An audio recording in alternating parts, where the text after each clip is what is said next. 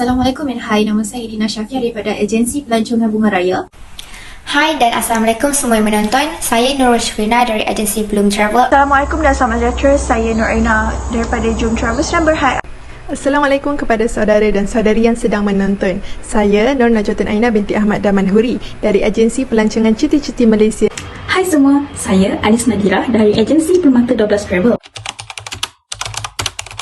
Jika saya akan memilih Museum Diraja Kuala Kangsar kerana bangunan ini sendiri mempunyai keunikan seni bina dan rupa bentuk yang mampu menarik perhatian. Oleh itu, jom saya bawa anda semua mengunjungi tempat ini secara maya. Museum Diraja Kuala Kangsar atau lebih dikenali sebagai Istana Kenangan terletak di Bukit Candan iaitu berdekatan dengan Istana Iskandariah di Kuala Kangsar, Perak. Ia juga dikenali sebagai Istana Lembah dan Istana Tepas. Ia dibina pada tahun 1962 oleh seorang tukang kayu Melayu yang bernama Haji Sufian dan dibantu oleh dua orang anaknya iaitu Zainal Abidin dan Ismail. Ia diberi nama Istana Kenangan kerana dahulunya merupakan tempat persemayaman sementara duli Yang Maha Mulia almarhum Sultan Iskandar Shah. Setelah Istana Iskandariah siap dibina pada tahun 1933, baginda telah berpindah dan menjadikan Istana Kenangan sebagai istana tetamu, terutamanya pada hari-hari perayaan diraja. Istana Kenangan telah dijadikan Museum Diraja Kuala Kangsar pada tahun 1986 di bawah pentadbiran Kerajaan Negeri Perak Darul Rizwan dan telah dirasmikan pembukaannya oleh Duli Yang Maha Mulia Paduka Seri Sultan Perak Sultan Azlan Muhibbuddin Shah. Istana ini telah diwartakan sebagai tapak warisan sejarah pada 9 Mac 2009. Kini, bangunan ini telah dijadikan Museum Diraja Perak yang mempamerkan sejarah kesultanan dan menyimpan khazanah alat-alat kebesaran negeri Perak. Pelancong yang datang berpeluang untuk melihat koleksi-koleksi peribadi sultan-sultan yang pernah memerintah negeri Perak. Kini, istana ini telah dikenali sebagai mercu tanda negeri Perak serta menjadi pusat tarikan pelancong yang berkunjung ke negeri Perak dari dalam maupun luar negeri Perak. Akan membawa anda semua menerokai salah satu tempat bersejarah di Malaysia, iaitu Kota Formosa di Melaka. Kota Formosa yang berusia lebih daripada 500 tahun ini merupakan tempat bersejarah yang terkenal dan kini hanya tinggal pintu kotanya sahaja di kaki bukit St. Paul atau dikenali sebagai Porta de Santiago. Melaka juga pernah menjadi sebuah pusat empayar yang luas pada abad ke-15. Jom saya bawa anda semua lihat rupa bentuk tempat ini secara maya. Kota Formosa atau dipanggil kota yang termasyhur ini mempunyai 4 pintu masuk ke kota ini dan pintu utamanya mengarah ke Jabatan Jungkit yang merentangi sungai pada bahagian bawah tempat ini. Namun, kini hanya tinggal satu pintu gerbang sahaja seperti yang dapat kita lihat di dalam video ini.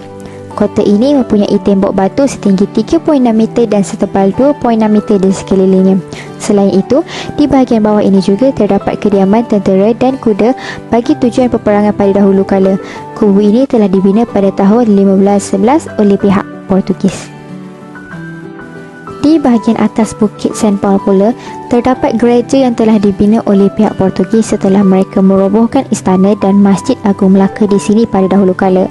Pembinaan kubu dan gereja ini juga mengambil masa 5 bulan untuk dibina sepenuhnya dan telah menggunakan ramai buruh paksaan dan hamba-hamba raja yang telah ditawan dan mengakibatkan ramai daripada mereka telah meninggal dunia akibat cuaca panas dan kekurangan makanan.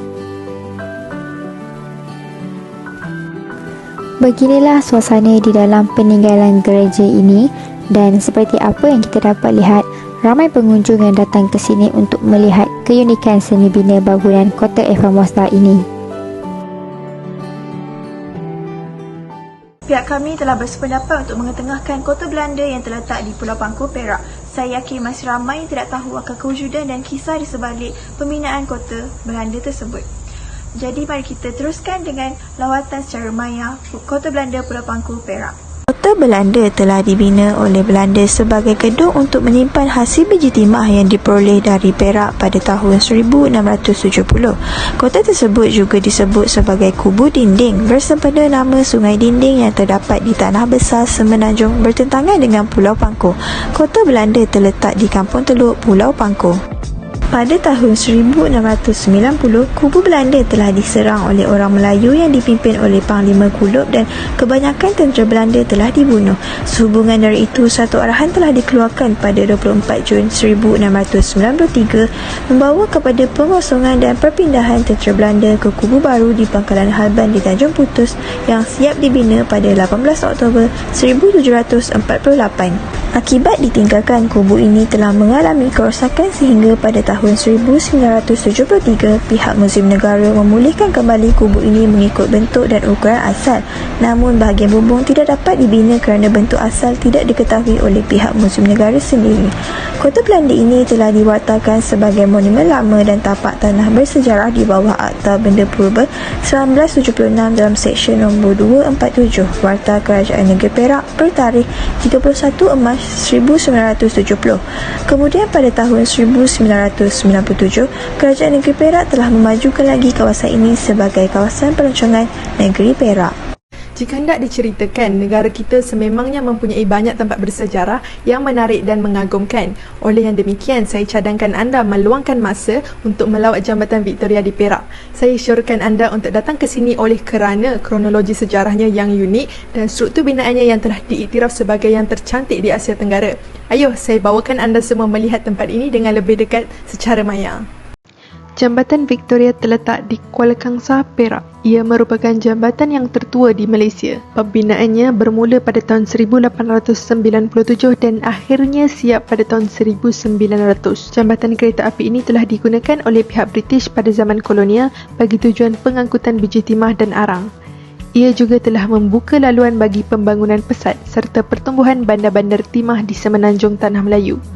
Jambatan Victoria pernah diletupkan oleh pihak British sendiri pada Perang Dunia Kedua pada tahun 1941. Akibatnya, ia telah terbelah kepada dua bahagian namun telah dibina semula. Kini, Jambatan Victoria sering dikunjungi pelawat untuk berfoto sama ada untuk foto pra-perkahwinan maupun foto convocation university. Selama 5 tahun saya menjadi pemandu pelancong, satu tempat yang saya susah untuk lupakan iaitu Muzium Pulau Pinang. Kenapa saya memilihnya? Kerana tempat ini sering dikaitkan dengan perkara-perkara mistik yang berlaku dan hampir kesemuanya adalah benar. Jadi apa tunggu lagi? Jom kita lihat rupa bentuk dan sedikit latar belakang tempat ini. Muzium Perang Pulau Pinang atau lebih dikenali sebagai War Museum ini terletak di Batu Maung.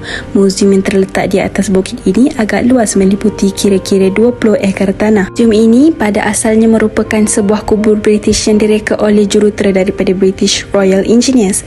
Kerja-kerja pembinaan bermula pada tahun 1930 iaitu 27 tahun sebelum kemerdekaan negara. Tujuan kubu ini dibina adalah untuk melindungi pulau dari serangan musuh terutama dari Selat Melaka. Pihak Inggeris menggunakan banduan hukuman mati dari penjara beberapa negeri koloni Empire British sebagai buruh pembinaan dan mengambil masa 7 tahun untuk disiapkan.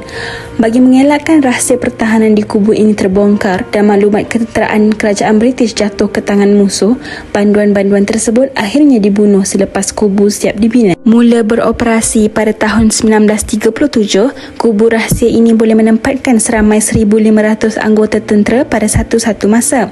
Pada tahun 1942, kubu ini jatuh ke tangan tentera Jepun selepas pertempuran yang sengit.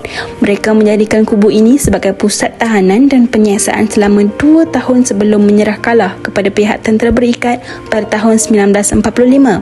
Kubu ini kemudiannya ditinggalkan selama hampir 60 tahun. Pada tahun 2002, kubu ini dibangunkan semula oleh Encik Johari Syafiee dengan menjadikannya sebagai muzium perang untuk kunjungan orang ramai.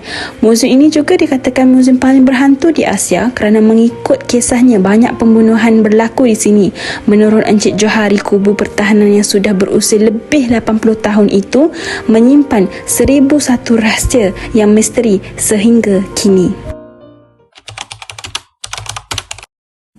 Keistimewaan Muzium Diraja ini jelas dapat dilihat daripada seni binanya. Okey, kerana bangunan ini adalah diperbuat daripada kayu-kayu keras, berindingkan tepas dan juga beratapkan kayu papan. Dan yang paling unik adalah bangunan ini tidak diperbuat menggunakan paku-paku besi, tetapi bangunan ini masih kuat sehingga kini. Dan terdapat juga ukiran-ukiran Melayu dan anyaman-anyaman tepas menghiasi keliling bangunan ini.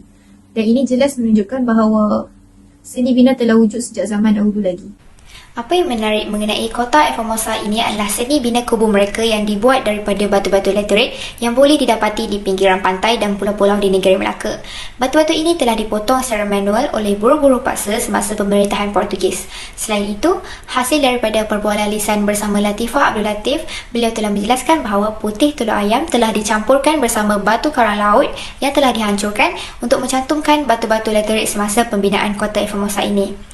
Keunikan pembinaan kubu ini ini perlulah diamati oleh para pengunjung kerana seni bina seperti ini hanya dapat dilihat di kota Formosa sahaja. Aspek menarik yang ada pada Kota Belanda ialah yang pertama, kisah di sebalik nama Kota Belanda itu sendiri, dan yang kedua ialah reka bentuknya yang unik. Saya pasti anda semua tertanya-tanya apakah aspek yang menyebabkan saya tertarik untuk memilih Jambatan Victoria ini sebagai satu destinasi tempat bersejarah di Malaysia. Pada pendapat saya, Jambatan Victoria merupakan tempat bersejarah yang sangat menarik kerana elemen struktur binaannya sangat unik dan hebat kerana ianya bukan dibina di atas tanah namun dibina merentasi Sungai Perak yang seringkali meningkat paras airnya ketika musim banjir. Walaupun usianya telah mencecah lebih 121 tahun, namun masih kukuh untuk kegunaan orang ramai. Kebiasaannya, orang kampung menggunakan jambatan ini untuk menyeberangi Sungai Perak sama ada berjalan kaki atau menggunakan kenderaan beroda dua. Pada saya, Muzium Perang ini cukup menarik kerana tempat ini telah dinobatkan sebagai salah sebuah lokasi yang menyeramkan di Asia oleh National Geographic dengan keunikan serta sejarah hitam yang tersendiri. Apabila kita mengunjungi satu kawasan ke kawasan yang lain dalam hutan yang semula jadi dengan suasana yang sunyi, ianya memberikan satu perasaan seolah-olah anda berada di zaman tersebut. Di sini kita boleh sedikit sebanyak membayangkan peristiwa-peristiwa yang berlaku. Contohnya, penyiksaan tahanan oleh tentera Jepun, hukuman pancung kepada pesalah dan peristiwa keganasan lain oleh tentera Jepun ketika penjajahannya yang berlaku di kubu pertahanan ini. Sangat penting kita sebagai rakyat Malaysia yang bertanggungjawab untuk mengetahui tempat-tempat bersejarah ini supaya tempat-tempat ini terpelihara dan sejarahnya diketahui oleh generasi akan datang. Sebagai rakyat Malaysia, kita seharusnya mengambil tahu mengenai tempat bersejarah di Malaysia kerana itu salah satu cara kita untuk memupuk semangat cintakan negara. Contohnya, apabila kita mengkaji atau mengambil tahu mengenai sejarah pembinaan Kota Formosa ini, sepastinya semangat berjuang mempertahankan agama dan kedaulatan negara akan tinggi. Kerana berdasarkan sejarah pembinaan Kota Formosa ini sangat tragis kerana pihak Portugis sendiri yang merobohkan istana dan Masjid Agung Melaka untuk membina Gereja St. Paul tersebut. Peristiwa pahit ini memberi kesan kepada nenek dan moyang kita kerana lambang agama dan kedaulatan negara mereka telah dicemar begitu sahaja oleh pihak penjajah. Oleh itu, semangat sanggup berkorban demi negara perlu disematkan dalam hati rakyat supaya kita dapat bertindak untuk mempertahankan maruah dan kedaulatan negara. Saya berpendapat kepentingan mengetahui tempat bersejarah adalah untuk menambah minat seseorang itu untuk mengetahui kisah silam di sebalik tempat atau bangunan bersejarah itu. Sesuai dengan kata-kata, tak kenal maka tak cinta. Sebagai rakyat Malaysia, kita wajib mengetahui dan mempelajari tentang tempat bersejarah di Malaysia kerana hal tersebut merupakan suatu penghargaan kepada sejarah negara. Jika bukan kita rakyat negara Malaysia sendiri, siapa lagi? Oleh itu, kita dapat bersama-sama memelihara dan memelihara khazanah negara agar dapat dipelajari juga oleh generasi akan datang.